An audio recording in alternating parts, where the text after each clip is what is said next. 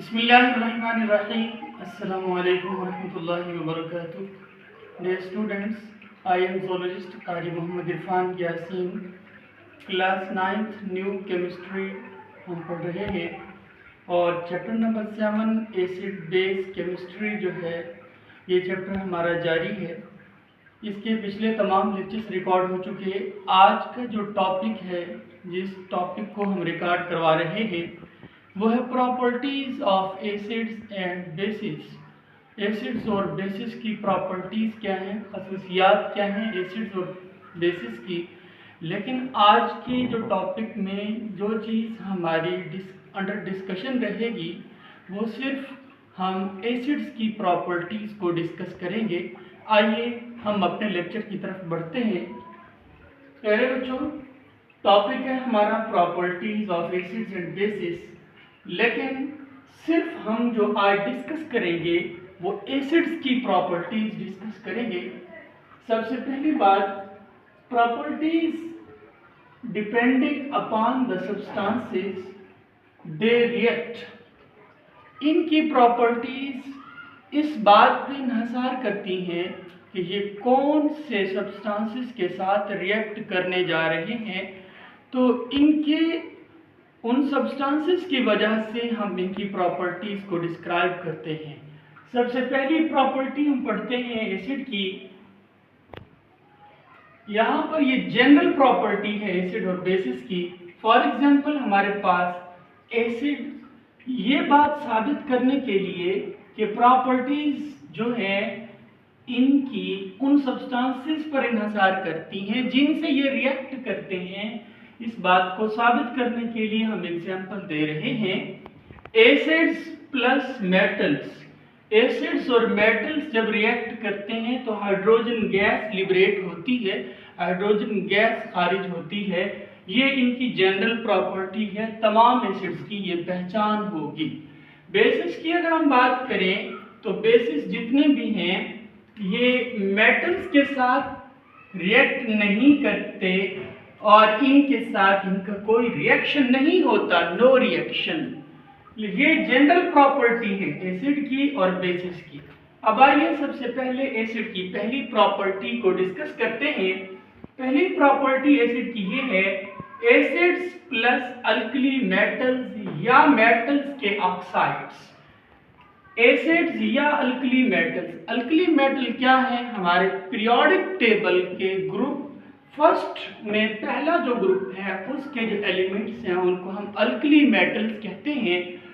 हमारे group first के जो एलिमेंट्स हैं उनको हम अल्कली मेटल्स कहते हैं या इनके ऑक्साइड्स। मेटल्स जब ऑक्सीजन से रिएक्ट करती हैं तो वो जो चीज़ वजूद में आती है उसे हम मेटल ऑक्साइड बोलते हैं। लिहाजा हमने क्या कहा कि एसिड और अल्कली मेटल्स या फिर मेटल के ऑक्साइड्स जब रिएक्ट करते हैं तो दो चीजें वजूद में आती हैं, एक तो साल्ट बनेगा, दूसरा पानी बनेगा। ये हमारा जनरल रूल है। आइए हम केमिकल इक्वेशन से इसको डिस्कस करते हैं। सबसे पहली बात यहाँ देखें, नाइट्रिक एसिड को रिएक्ट करवाया हमने कौन से ऑक्साइड के साथ, कैल्शियम ऑक्साइड के साथ। कैल्शियम ऑक्साइड के साथ जब हमने इसको रिएक्ट करवाया तो इसके नतीजे में क्या बनना चाहिए, हमने क्या कहा कि साल्ट बनना चाहिए और पानी बनना चाहिए। यहाँ ये देखें, ये पानी बन गया और ये साल्ट देखें, ये साल्ट कैल्शियम नाइट्रेट आपके पास बना हुआ सामने नजर आ रहा है, यानी साल्ट भी बन गया और पानी भी बन गया। जैसा कि हमने कहा था कि जब एसिड्स अल्कली मेटल्स के साथ रिएक्ट करेंगे या अल्कली मेटल्स के ऑक्साइड के साथ, यहाँ नाइट्रिक एसिड कैल्शियम ऑक्साइड के साथ रिएक्ट कर रहा है। अगला रिएक्शन देखते हैं बेटा, हमारे पास ये H2SO4 है, ये एक एसिड है और पोटाशियम हाइड्रोक्साइड है, ये एक बेस है।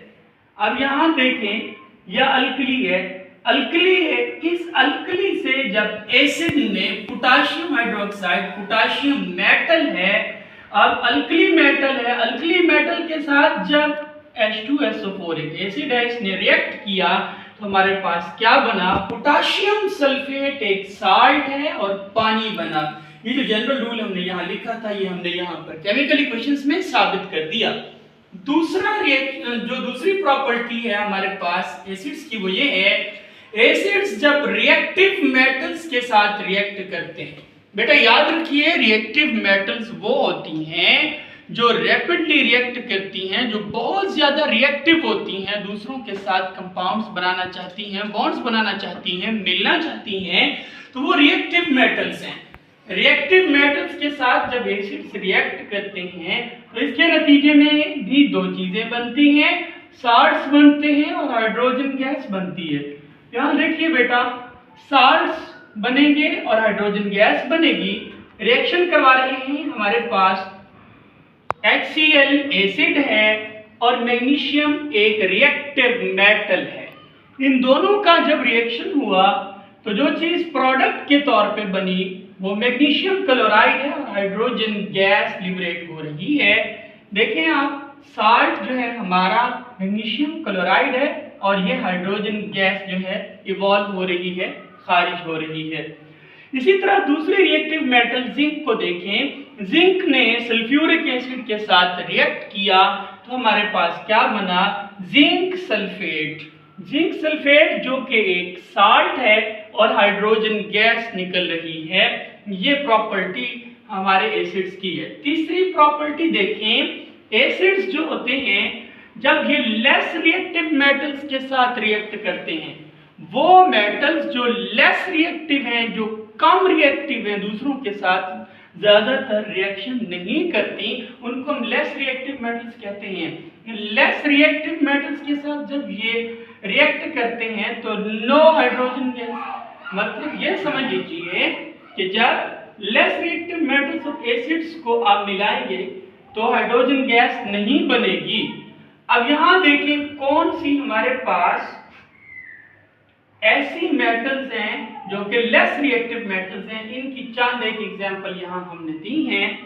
ये देखें Cu, ये लैटिनी जबान का लफ्ज क्यूप्रम से निकला है। क्यूप्रम का जो सिंबल है Cu है और उर्दू में हम इसको कॉपर बोलते हैं, हम जबान में इंग्लिश में कॉपर बोलते हैं हम इसको। अच्छा, इसके बाद है Ag हम सिल्वर बोलते हैं इंग्लिश में और लातीनी जबान के अर्जेंटम से निकला है और इसका सिंबल Ag है। इसके बाद एरम है जो कि गोल्ड है, सोना, इंग्लिश में हम उर्दू में सोना कहते हैं, इंग्लिश में गोल्ड कहते हैं, लातीनी जबान में एरम कहते हैं और इसका सिंबल क्या है, Au। नेक्स्ट है प्लैटिनम, Pt इसका सिंबल है। अब लीस्ट रिएक्टिव जो मेटल्स हैं वो क्या क्या हैं, कौन सी हैं, क्यूप्रम है और अर्जेंटम है, इसके अलावा आरम है और प्लैटिनम है।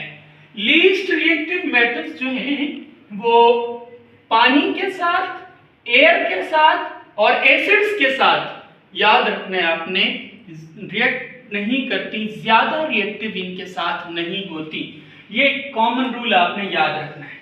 इसके बाद चौथी प्रॉपर्टी एसिड्स की क्या है बेटा, एसिड्स प्लस मेटल कार्बोनेट्स।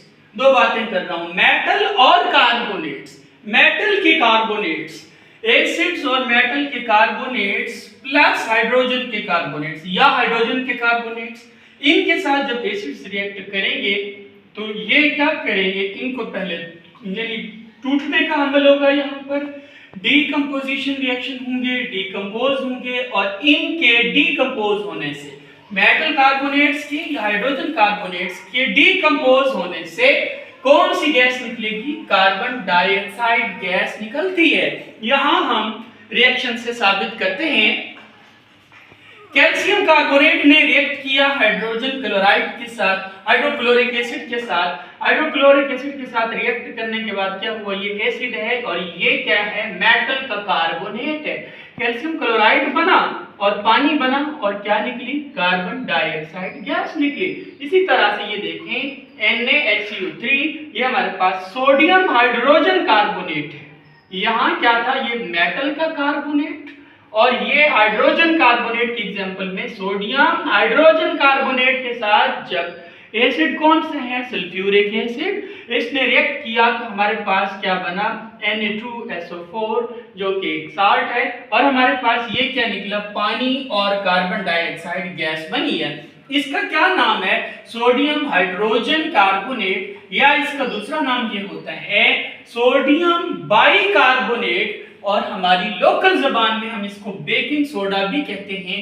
ये हमारी एसिड्स की प्रॉपर्टीज थी। इंशाअल्लाह अज़्ज़वजल हमारा अगला लेक्चर बेसिस की प्रॉपर्टीज पर होगा और एसिड रेन कैसे बनती है, कौन कौन से ऐसे ऑक्साइड्स हैं जो एसिड रेन बनने का सबब बनते हैं, वो भी हम इंशाअल्लाह अज़्ज़वजल रिकॉर्ड करवाएंगे। डियर स्टूडेंट्स, अल्हम्दुलिल्लाह हमारा जो चैप्टर नंबर 7 है ये तकरीबन कंप्लीट रिकॉर्ड हो चुका है।